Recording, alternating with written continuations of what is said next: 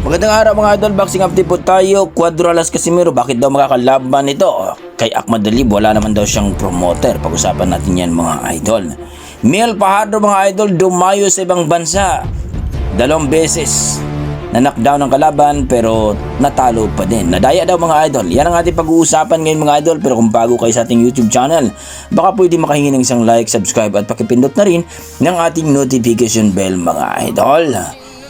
So yan nga mga idol, no, itong si Cuadro Alas Casimero ang ating pag-uusapan ngayon, na kung saan mga idol ay kagagaling lang ito panalo dito kay Saul The Best Sanchez, ang tinaguriang malupit na mananap sa Mexico mga idol, na kung saan ay ito daw ang magpaparitero kay Casimero. Pero ang sagwa pong panoorin mga idol sapagkat bumalintong po, no? Isang round lang po itong si Saul Sanchez ang kanilang pinagmamalaki.